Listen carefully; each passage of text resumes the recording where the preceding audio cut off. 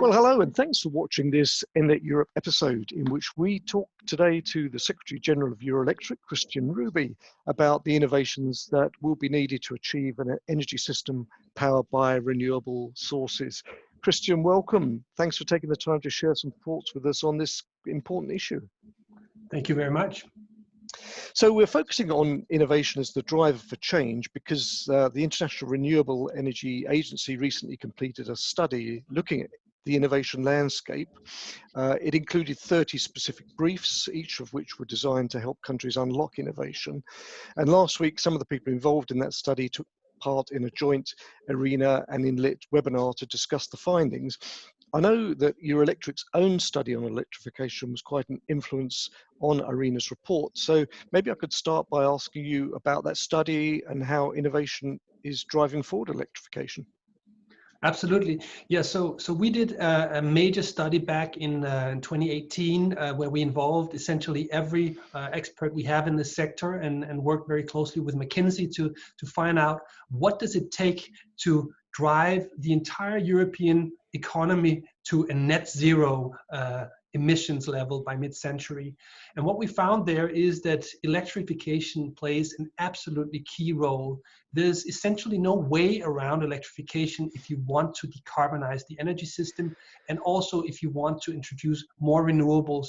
We need the end-use sectors, the demand side, to take up that variable electricity and use that electricity directly in order for us to be able to transition to a zero-carbon economy based on renewables as soon as possible.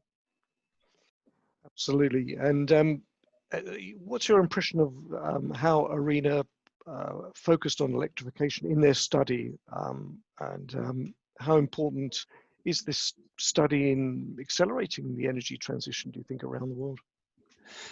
You know, what's really interesting is that pretty much every single study that comes out that looks at the big picture, how can we actually do this enormous transformation of the economy, comes to more or less the same conclusion. Electrification is at the heart of this effort. Some studies say it's closer to 50%, some studies say it's closer to 60%, but it's the same ballpark figures. We need to radically ramp up the use of electricity in the overall energy system, and we need to radically ramp up the use of renewables. There's no way around those two key factors. And as I said, they're closely and intrinsically linked. Okay, so we know what we've got to do. In terms of innovation, it comes in different ways. Of course, technology advances, we can all think of that. There have been many, and we've seen prices of renewables coming right down. But we also need innovation in the system operation, in market design, and perhaps most importantly, the business models, because this has to make sense for businesses. Where does Eurelectric see the priorities for change and innovation lying from amongst those? Yeah, what I liked about the IRENA report was that rather than just looking at the technologies, it really took a holistic approach to the innovation challenge and said, this is about system operation, it's about business models, it's about the individual technologies, but also very much how they play together. And you have to see it in this kind of holistic way in order to really be able to innovate and scale at the same time, because frankly speaking, we're past the days of mere innovation. When we talked about innovation 10, 20 years ago, it was about, let's have a look at some exciting technologies. Let's test them for years and years and see what comes out. Now, we have reached a point in history where we have a very, very significant urgency due to the problems that we're faced with due to climate change. And we're no longer in a position to just say, let's innovate a bit and see where it takes us. We need, as I sometimes say, to scale-ovate. We need to innovate and scale at the same time. This is slightly uncomfortable for people who want to be sure what exactly they're doing, because essentially we have to rely also on technologies and make some bets on where we're going, because we're so much in a hurry. Sure. Yeah. If you'd been involved in the webinar, there were quite a lot of questions came in. We had a lot of people listening, but there were a couple of questions that we didn't get to answer, and I wondered whether I could put them to you. Absolutely. So one of the questions said, Which group of actors do you see as the driving force for innovation in the power system? Is it regulators? Is it end users of energy?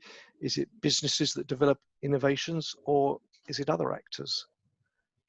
Well, you know what's fascinating these days is really that we've seen a sea change, I would say, over the last 3 years, from a situation where there were some reluctant players and there were some that were very bullish on change, to a situation now where everybody agrees on where we need to go and hence are pushing for this development to happen from different angles. The regulators are doing their bit, the EU policymakers are doing their bit. We see utilities increasingly stepping up and making fascinating innovations. And what we're also seeing is an increasing level of customer participation, which is also fairly new to this industry. So I really think we're seeing a mobilization across the ecosystem, and that's both fascinating and encouraging. Interesting. If you've got time, let's try one more question that came in. I think you'll like this one. So the questioner said, isn't it time to stop talking about the integration of renewable energies into the system? Renewables are already the dominant factor. They set the prices. Would it be easier for regulators to accept that the system has to be adapted to the needs of renewables? Indeed, that's something I've been saying for a few years. When I was leading the policy work of the wind industry some years back, our big pitch was, we're no longer a niche industry, we are the mainstream. Now, what we need to do from a system perspective is to recognize that this is actually the fact, and this is very real in Europe today. The first half of 2020 saw more than 40% renewables in the overall power mix. That is absolutely stunning, and it basically shows that renewables have effectively overtaken other sources of generation. Now, what does it then mean that we have to stop treating renewables as a niche? That actually comes with some consequences for the rest of the power system, but also for renewables. Once you're the mainstream, it means that you can no longer, let's say, rely on exceptions for your operations. If the 90% all have an exception, does that then mean that the last 10% carry the 90%? That doesn't work. It means that we effectively need to draw all the consequences of the fact that renewables are now, and increasingly will be, at the heart of the power system. That comes with consequences for system operation, for system obligations. It comes with consequences for the individual operators, and it comes with consequences also for the way we design the market. And I think we've done a big exercise here in Europe to create a more renewables friendly market over the last few years, and we took some important strides, but we're not there yet, and we're not done, because what's special about renewables is that the marginal hour of production is actually free. It costs something to put it up, but it has no fuel costs. So actually, the way the market was forged and created back when the liberalization happened was based on a different type of generation, and we need to basically come to terms with the fact that the new system works in a different way and needs to be priced in a different way.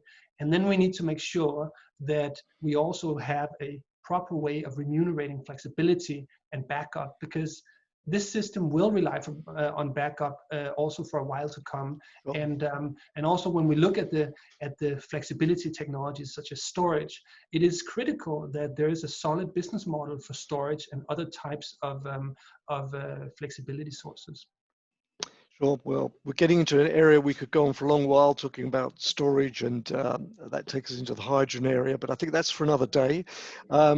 Just to wrap up, because our time's running out, you know, based on the IRENA report and of course Eurelectric's own vision for the European energy system, what's your main sort of takeaway that message you'd like to leave us with? The one message I'd like to leave you with is the concept of scalation, that the innovation challenge is no longer one which is about incremental change. It is about scaling and innovating at the same time. And this is what is at the heart of this challenge. We need to do both at the same time. It is sometimes a little bit scary, but it's what's needed today, and that's what we need to go and do. Right, let's hope we've got a brave energy community out there ready for that challenge. Kristian Ruby, Secretary General of Eurelectric, thanks for taking the time to talk to Enlit Europe. Cheers.